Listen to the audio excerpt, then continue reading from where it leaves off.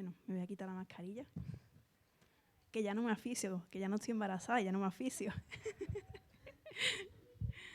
Bueno, pues como ha dicho Emerson, Emerson, es una alegría poder volver a compartir, ¿no? La palabra del Señor con vosotros, ¿no? Y sobre todo, también como ha dicho, y lo volveremos a repetir, yo siempre lo digo cuando subo, ¿no? Que es un reto para mí subirse aquí, ¿no? Porque antes, primeramente, pasa por mí la palabra para poder compartirla con vosotros, ¿no? Porque nuestras palabras, nuestros actos hablan más que nuestras palabras, ¿no? Y si no nos transforma a nosotros primero, los que nos subimos aquí, pues difícilmente podemos ser de ejemplo, ¿no? Y espero que nunca se nos olvide esto, conforme vamos acostumbrando a compartir la palabra, ¿no? Y la semana pasada vimos la importancia de ¿qué? De ser ¿qué? ¿Creyente? Discípulo, importante, sí, también, engranaje. Pero la importancia de ser discípulos de Cristo, ¿no? Porque así es como comenzó que el cristianismo, comenzó el ministerio de Jesús. Y ser discípulos es lo que marca la diferencia en la historia, lo que ser discípulos de Jesucristo, ¿no? No es lo mismo ser discípulos que creyentes. ¿Qué dice Santiago 2:19? ¿Os lo sabéis de memoria, Santiago 2:19? Eso. Y sacando la Biblia, que hoy vamos a darle caña a la Biblia, ¿eh? Aunque esté aquí proyectado, es bueno que sigáis en vuestra propia Biblia. Santiago 2:19 dice: tú crees que Dios es uno, bien haces. También los demonios creen y tiemblan. También los demonios creen en Dios. O sea, no es solamente estamos llamados a ser creyentes, sino que nos llama un poquito más allá, ¿no? Nos llama a ser discípulos, a ser más cercanos a Jesús, ¿no? No solamente que le creamos y creamos que existe. Y todo comenzó con los 12 discípulos, ¿no? De Jesús, 12 hombres cercanos a él. Aunque luego vemos a lo largo de la historia que hay otros discípulos y discípulas, ¿no? Pero estas personas marcaron la diferencia. Fueron los que estuvieron más cerca de Jesús, ¿no? Hombres que no destacaban aparentemente en la sociedad, en el pueblo, ¿no? Sino que eran uno más, eran unas personas más allí dentro de la sociedad. Había pescadores, recaudadores de impuestos, y de los demás no se dice más, no he encontrado yo información. Pero a mí el que más me gusta, el que más cariño le tengo es a Pedro. A Pedro, el bruto de Pedro, el cabezota de Pedro. Porque yo soy así, muy bruta y muy cabezota. Ya menos, pero... Pedro tiene una transformación increíble, ¿no? Como lo vamos viendo a lo largo de los evangelios. Él viene de ser, ¿qué? ¿El qué era antes de conocer a Jesús? Un pescador, un obrero, un trabajador normal, y llega a ser el líder de la iglesia de Jerusalén. Pero esa transformación no fue instantánea, ni de un día para otro, ni tampoco fue fácil, fue un proceso y le dolió. Y para mí, haciendo esta predicación, he encontrado 3 momentos importantes en la vida de Pedro que le marcan, ¿no? Momentos muy personales, porque hay momentos que marcan la vida de Pedro, pero que está con los demás discípulos y demás. Pero yo creo que para mí personalmente estos 3 momentos marcan etapas de Pedro. Y el primero que vamos a leer es el que él camina por las aguas, cuando Jesús le dice que camine con él. Está en Mateo 14, del 22 al 33. Mateo 14, del 22 al 33.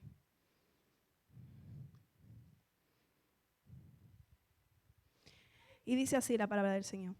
Enseguida Jesús hizo que los discípulos subieran a la barca y se le adelantaran al otro lado mientras él despedía a la multitud. Después de despedir a la gente, subió a la montaña para orar a solas.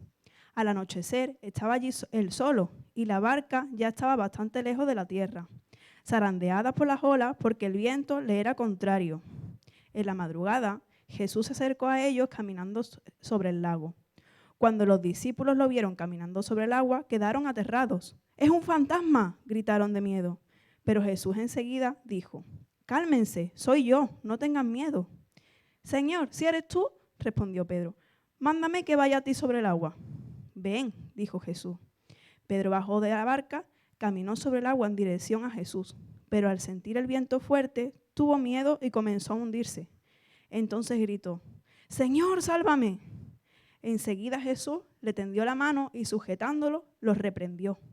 hombre de poca fe, ¿por qué dudaste? Cuando subieron a la barca, se calmó el viento. Los que estaban en la barca lo adoraron y diciendo, verdaderamente tú eres el Hijo de Dios. A mí aquí Pedro me hace mucha gracia. ¿Por qué? Porque es muy bocasa.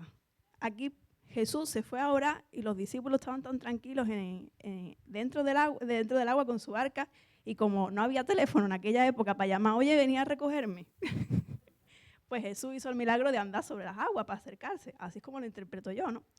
Y aquí el Pedro que se le va, bueno, se asustaron primero, ¿no? Si ya sabían que era Jesús, ¿no? Prácticamente, porque si no, ¿para qué le dice, llévame contigo? Es un poco raro. Si es un fantasma, ¿para qué me voy a ir contigo? Es una cosa muy rara, ¿no? Y ahí es como que la fe de Pedro como que se atrevió a decir, llévame contigo. Pero yo creo que ya sabía que era Jesús. ¿Me entendéis por dónde voy? Y Jesús le dice que vaya. Y aquí Pedro actúa con una fe potente, ¿no? Porque ¿quién se atreve a pisar el agua, ¿no? Y entra en el agua y comienza a andar. ¿Pero qué le pasa? Que las circunstancias que le rodearon, el viento fuerte, le hicieron dudar. Aquí está la clave. A Pedro le hizo dudar el viento fuerte. Un viento que ya estaría acostumbrado, porque es pescador. Y la fe que demostró tener al principio se quedó en algo emocional e impulsivo, porque no se mantuvo. Pero aquí Jesús, ante la desesperación de Pedro, ¿qué dice la Biblia? ¿Qué dice la Biblia que hizo Jesús? Jesús le tendió la mano y sujetándolo, primero le tendió la mano, lo sujetó y luego lo reprendió. Y le dijo, hombre de poca fe, ¿por qué dudaste? La que has liado en un momento. Y la semana pasada vimos un detalle, ¿no? Que el dudar no es pecado, tener dudas no es pecado. El problema es cuando aceptamos la duda, creemos la duda y es la duda que nos hace caer. Eso sí es pecado. Y eso es lo que le pasó a Pedro, que dudó de la palabra del Señor en el momento, ¿no? Empezó con una fe potente, Señor, llévame contigo. Y esa fe en Jesús es lo que le hizo caminar sobre las aguas. Pero un vientecillo o un viento en el que ella estaría acostumbrado, porque es pescador, ya conocía ese terreno, le hizo dudar y no se fijó, no le dio tiempo de fijarse en el milagro que Jesucristo estaba haciendo en él, que era caminar sobre las aguas. Su duda se comió a su fe. ¿Y cuántas veces nos ha pasado esto en nuestra vida? Que nuestras circunstancias cotidianas del día a día o repentinas, cosas repentinas que nos pasan, nos hacen dudar y nos impiden llegar con fe a Jesús. ¿Cuántas veces nos pasa? ¿Cuántas veces nos pasa que las circunstancias nos impiden ver los milagros que Jesús puede hacer a través de nosotros, si tenemos fe en Él? ¿Pero qué es la fe? ¿Recordamos qué es la fe? ¿Qué dice Hebreos 11:1? La certeza, la garantía, ¿qué más? La convicción, la seguridad de lo que no se ve. Ahí la duda no entra. Otro momento clave para mí de Pedro es cuando Jesús le advierte que le va a negar. Para mí este es clave también. En la última cena que Jesús tuvo con sus discípulos, Él le advierte seriamente a él personalmente, porque le dice en general, pero después le dice a él personalmente de que le va a negar. Vamos a Lucas 22, del 31 al 34.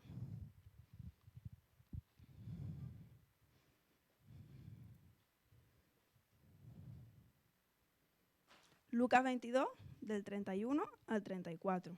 Y dice así: Simón, Simón, mira que Satanás ha pedido zarandearos. Aquí le habla a Simón y también en plural, ¿no? A ustedes como si fueran trigo, pero yo he orado por ti, porque ya sabía, ¿no? Para que no falle tu fe. Ya sabía cómo era Pedro. Y tú, cuando te hayas vuelto a mí, fortalece a tus hermanos. Ya le anuncia lo que va a pasar. Se va a volver a él y su misión va a ser fortalecer a sus hermanos. Señor, respondió Pedro, estoy dispuesto a ir contigo a la cárcel como a la muerte. Pedro, te digo que hoy mismo, antes de que cante el gallo, 3 veces negarás que me conoces. ¿Y qué pasó? Le negó. Y Pedro aquí lo que hace es dudar de las palabras de Jesús. No las cree. No lo escucha. Esta pregunta me la hacía yo esta semana. ¿La negación a Jesús de Pedro era crucial para la crucifixión o no de Jesús? Lo vuelvo a repetir. Si Pedro hubiera negado o no a Jesús, ¿era crucial para el plan de salvación del Señor, de la crucifixión y resurrección? No.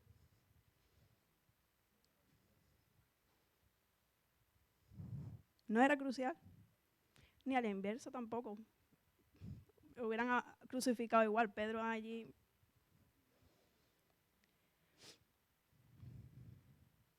Este momento sí era crucial para Pedro. A Pedro este momento lo partió por la mitad. Lo reventó. Jesús le avisa que Satanás le iba a tentar. Le advierte de lo que iba a pasar. Más que nada porque seguramente que ya lo conocía. Le decía, te conozco como si tuviera parido. Le advierte. Pero su ego, su fe emocional, le impide escuchar la advertencia de Jesús. Le dice, no, yo te acompaño hasta la muerte. Sí, ya verás cómo me vas a negar. Si Pedro no hubiera dudado de las palabras del Señor Jesús, ¿qué hubiera hecho? Dice la palabra del Señor que para combatir los dardos del enemigo, ¿qué tenemos que hacer? El escudo de la fe, la oración, ¿no? Y justo después, ¿qué hizo Jesús en el Getsemaní? Orar. ¿Y qué hicieron sus discípulos? Dormir. Si Pedro hubiera creído las palabras del Señor de lo que le podía pasar, ¿no era mejor ponerse a orar? Tener miedo y ponerse a orar. Pero se quedó dormido. El negar a Jesús de Pedro, en el momento de la crucifixión, yo pienso que era como la punta del iceberg, es como el resultado final. Pero abajo de ese iceberg tan grande, había muchísimas cosas que le llevaron a esa negación. Creo que su fe en ese momento todavía no era madura y era muy emocional, era impulsiva, no tenía constancia y sin compromiso. ¿Cuántas veces la palabra de Dios nos advierte de las cosas continuamente y caemos en vez de tener ese miedo de no caer y ponernos a orar para resistir esas tentaciones, esos dardos del enemigo? ¿Cuántas veces negamos a Jesús con nuestros actos cotidianos en nuestro día a día? Déjame decirte que esta negación es más profunda que simplemente un no. Es un resultado de la fe que tenemos, de nuestra fe madura o no, si es con compromiso o sin compromiso, si es una fe emocional o no. Que cuando viene la duda, cuando vienen las cosas que aparecen, el miedo, la fe queda fuera. Y el tercer momento, para mí clave, ¿cuál creéis que es? Después de negar a Cristo. Un poquito antes. Cuando están pescando y cuando ven a Jesús en la orilla. Para mí este momento es precioso. El tercer momento, después de todo esto, es cuando Jesús los espera al otro lado de la playa. Después de la crucifixión de Jesús, los discípulos volvieron ¿a qué? A hacer lo mismo que hacían antes de conocerle. No siguieron siendo discípulos, no siguieron predicando. Volvieron a hacer lo mismo que eran antes. Volvieron a pescar. No es malo, pero es como, bueno, pues ya está, vamos a hacer lo que hacíamos antes.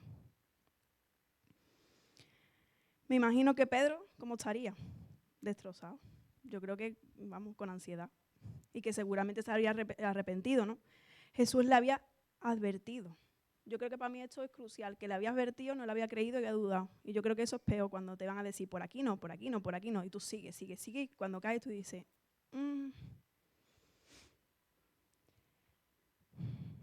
Pedro estaría devastado. Después de todo lo que había vivido con Jesús, los milagros, las enseñanzas, los prodigios, había visto al mismo Dios. Y él le niega delante de todos. Y dice la palabra que Pedro era uno de los discípulos que más amaba. Ellos ya sabían que les iba a crucificar, les avisó también, pero ya era muy tarde, ya no estaba Jesús, ¿no? Jesús ya no estaba para poder pedirle perdón. Jesús ya no estaba para poder extenderle la mano y reprenderle. Jesús ya no estaba para quitarle esa angustia, ese miedo, ese temor y perdonarle de su error. Imagino que esos 3 días de oscuridad y habría un silencio. Ya no estaban las palabras de Jesús para poder darle otra oportunidad continua. Ya solo había silencio. Un tiempo para pensar. Y dice Juan 21, 1, 12, que aquí está lo precioso de Jesús, ¿no? Juan 21, del 1 al 12. Juan 21, del 1 al 12 dice: Después de esto, Jesús se apareció de nuevo a sus discípulos junto al lago de Tiberíades. Sucedió de esta manera. Estaban juntos Simón Pedro, Tomás, al que apodaban el gemelo, Natanael, el de Caná de Galilea, los hijos de Zebedeo y otros 2 discípulos. Me voy a pescar, dijo Simón Pedro. Nos vamos contigo, contestaron ellos. Salieron pues de allí y se embarcaron, pero esa noche no pescaron nada. Al despuntar el alba, Jesús se hizo presente en la orilla, pero los discípulos no se dieron cuenta de que era él. Muchachos, ¿no tienen algo de comer?, les preguntó Jesús. No, respondieron ellos. Tiren la red a la derecha de la barca y pescarán algo. Así lo hicieron, y era tal la cantidad de pescados que ya no podían sacar la red. ¡Es el Señor!, dijo a Pedro, el discípulo a quien Jesús amaba. Tan pronto como Simón Pedro le oyó decir, «Es el Señor», se puso la ropa, pues estaba semidesnudo, y se tiró al agua. Los otros discípulos lo siguieron en la barca, arrastrando la red llena de pescados, pues estaban escasos 100 metros de la orilla. Al desembarcar, vieron unas brasas con un pescado encima y un pan. «Traigan algunos de los pescados que acaban de sacar», les dijo Jesús. Simón Pedro subió a bordo y arrastró hasta la orilla la red, la cual estaba llena de pescado de buen tamaño. Eran 143, pero a pesar de ser tantos, la red no se rompió. «Vengan a desayunar», les dijo Jesús. Ninguno de los discípulos se atrevía a preguntarle, «¿Quién eres tú?», porque sabían que era el Señor. Después de este momento, Jesús restituye a Pedro, ¿no?, preguntándole, «Pedro, ¿tú me amas? Pedro, ¿tú me amas?». Y ahí es cuando cae en cuenta, ¿no? Y le pide una gran tarea después de eso, le pide que cuide de sus ovejas. Pues él se presenta como el buen pastor. Le pide que cuide a las personas. Y le vuelve a pedir al final que le vuelva a seguir. Aquí Pedro ya es otro. Tiene un encuentro personal con Jesús que lo transforma. Dice la Biblia que era el discípulo que más amaba. Después de avisarle y no hacerle caso, después de negarle, Jesús va a buscarle, ¿no?, con un desayuno en la playa. Y le encomienda la tarea más importante, cuidar de lo suyo, cuidar de su gente y cuidar de su iglesia. El momento de la negación creo que era importante, pero para Pedro solamente. Y para nosotros ahora, ¿no? Pero para que una vez por todas se diera cuenta de que tenía que cambiar, de con quién estaba tratando, que Jesús no era cualquiera. Y que su duda, su falta de fe y su tosudez podían afectarle. Pedro tuvo que cambiar, tuvo que caer en lo más profundo, para poder cambiar. Y ya Jesús le estaba avisando hace tiempo que Jesús le estaba avisando. Pero no le escuchó y dudó de sus palabras. Y en ese silencio de 3 días, después de la muerte de Jesús, antes de la resurrección, seguramente Pedro se arrepintió, quiso volver atrás, seguramente, imaginaron, ¿no? Pensarías, ay, si no lo hubiera negado, ya no estaba. Pero los actos no se pueden borrar, ya no se puede volver atrás. En esos 3 días yo no me imagino la angustia que podría estar sintiendo Pedro. Pero Jesús una vez más va a buscarle. Yo no sé si te has sentido identificada con las etapas que ha pasado Pedro. Yo no sé si estás cansado o cansada ya de fallarle tanto al Señor que te da vergüenza de pedirle ayuda, que a veces nos pasa.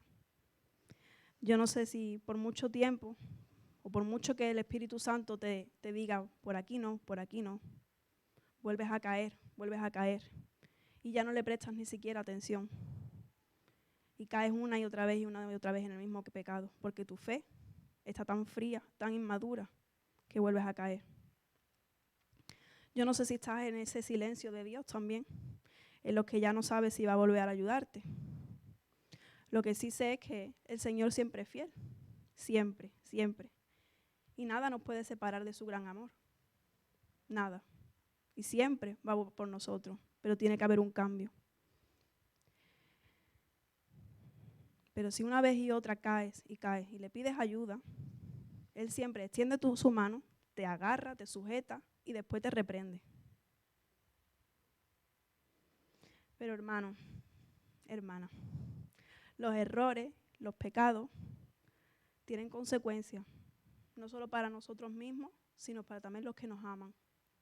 Pedro hizo daño a Jesús y se hizo mucho daño a sí mismo. Estuvo 3 días sufriendo seguramente. Nos dañan nuestro interior, nos dañan nuestros corazones y después restaurar eso es mucho más doloroso. Así que no esperemos caer en esa caída mortal para poder cambiar. No esperemos a reventarnos para poder cambiar. En el caso de Pedro se arrepintió y sí dio un cambio de 180 grados, pero muchos no cambian, se enfrían y después se apartan de la fe.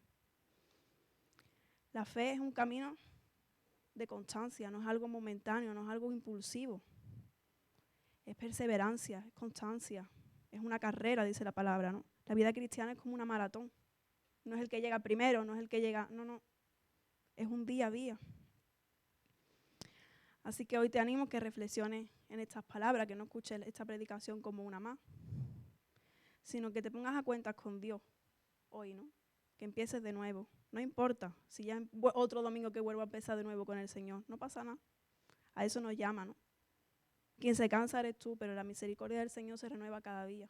Así que no cansaros de pedirle perdón al Señor y de renovar vuestro compromiso con el Señor, vuestra fe con el Señor. Porque el Señor nunca se cansa de darte la mano, sujetarte y levantarte. Y después reprenderte. Luego la fe de Pedro se transformó en una fe madura, ¿no? El Espíritu Santo le guiaba y ya no era una fe emocional, que la duda le tumbaba, sino que se convirtió en uno de los grandes padres de la iglesia. Guiaba a la iglesia de Jerusalén, pero tuvo que cambiar para que el Señor pudiera obrar a través de él y no ser otro pescador más dentro del pueblo. Yo no sé si tus dudas diarias del día a día te impiden ver a Jesús. Jesús no solo le perdonó, sino que le dio una misión después, una tarea, la misma que nos dio a cada uno de nosotros, si os dais cuenta. La gran comisión, que también vimos la semana pasada. Así que otra pregunta que os dejo, ¿qué estás haciendo con esa misión, con esa gran comisión que Jesús nos ha mandado como discípulos? Con ese reto de ir, predicar, ¿qué más? Hacer discípulos y bautizar. Esa es nuestra tarea, realmente. Así que os dejo un minutito que reflexionéis sobre esta predicación, porque la misericordia del Señor se renueva cada día. Nosotros tenemos que tener la fuerza y dejar nuestro orgullo atrás para pedirle perdón cada día, porque Él no se rinde y su amor nunca se aparta de nosotros. Así que tomaros un tiempo personal para pensar y meditar en todo lo que he dicho, ¿no? Y os animo a que sigáis leyendo la palabra del Señor esta semana.